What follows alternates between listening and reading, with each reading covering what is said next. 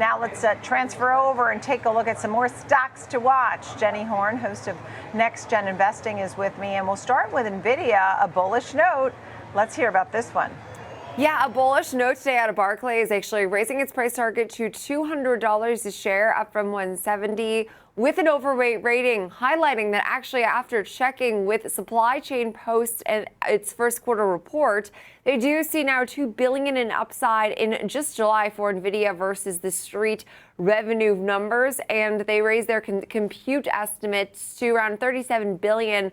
From $35.6 billion. Also noted that Blackwell capacity reached 30,000 wafers per month in June, which was below their prior estimate of around 40,000 a month wafers. They said that for this reason, despite the short blip, the utilizations are still healthy and their supply chain does remain pretty positive now in the second half of 2025, which also squares it with its ramp rates that are right now they're seeing from agentic AI usage. Blackwell capacity increases are still up 30% quarter over quarter off the lower base, but faster utilization more than is offsetting right now, giving them some confidence for October. So right now, basically, there are two full earnings reports that we need to sort of wade through until we get some of that further confidence from Barclays. But as a long-term call, $200 a share is a level that we would love to be back at, clearly, for Nvidia, as we are right now closed yesterday at around 144 a share. Nvidia has been one. Well, it's made a nice comeback. We're still about 5.5% from all-time highs, which do stand at around 153. So $200 is as optimistic as you can really see, and they say this is again coming in about 2 quarters from now. So a lot to look forward to as far as Barclays is concerned.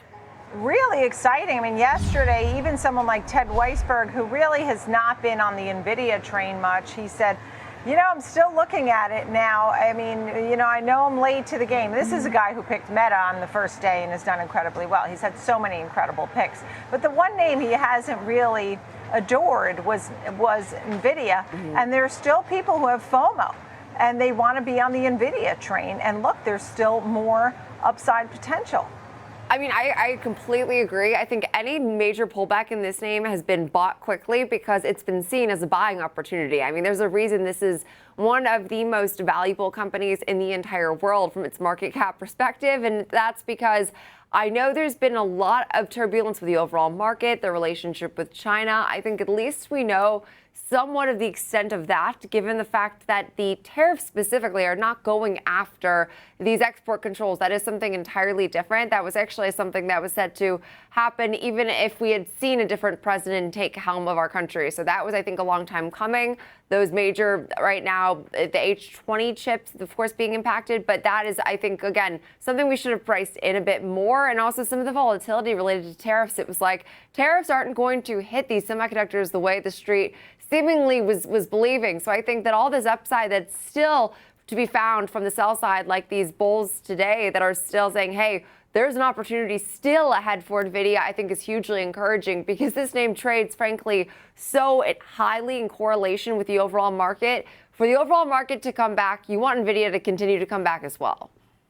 Right, understood. Let's talk about Microsoft because there is a report of the Wall Street Journal about Microsoft, the relationship with OpenAI. Big story here. Let's get into this a little bit. Yeah, the headline did start off by saying that Microsoft and OpenAI look to be on the verge of a divorce. So the tech giant's partnership with the ChatGPT developer has given it a head start, undoubtedly so, in the AI race, but some say that could now be at risk. Given right now, executives have debated accusing Microsoft of these anti-competitive behaviors, as well as potentially seeking a federal regulatory review of some of the terms of their contract, as the escalating disputes between the two apparently is rising, first reported by the Wall Street Journal. So we did see Microsoft pumped about $13 billion into OpenAI since about 2019, but it does not own currently any equity in the company, instead receiving a share of future profits. So the two are in conflict over really what stake Microsoft might receive in the future over a restructuring. As we know that OpenAI has been structured somewhat like a nonprofit. It's very interesting, actually, and they're trying to right now raise some substantial capital. But OpenAI, of course, it still have a board that oversees its for-profit business, but it's intended to become more of this conventional profit-seeking company. But it scrapped that plan last month with some of these discussions with civil leaders that were basically saying that right now that the states or attorney generals of California as well as Delaware would have to be signing off on that. And it seems like a legal battle that they right now don't really want to face. So their for-profit subsidiary will turn into a public benefit corporation, requiring then, of course, that public benefit, that shareholder interest, and some of their decision making. So that will look different now under this new entity that we're going to see continue to build. But what that looks like for its funding, I think still remains a pretty big question, but that will continue to rely heavily on Microsoft's cloud computing resources. So they need each other, I think, a bit here. So it's interesting to see always two very powerful forces going head to head, basically.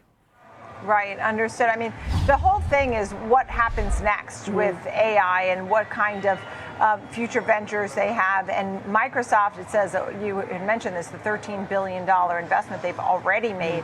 So we'll have to wait and see. And this is also a battle of the big guys, right? I mean, the big names.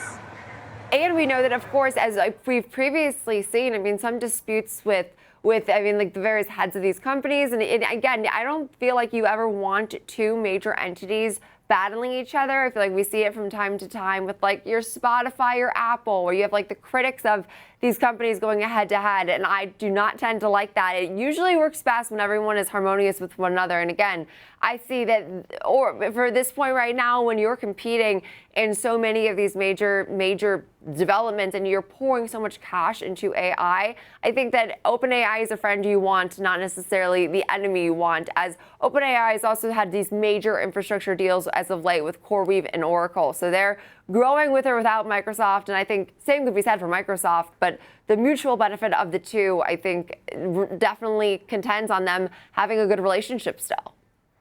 All right. Jenny Horne, thank you so much. Good to see you. Good luck there at the Microsoft OpenAI story, also NVIDIA.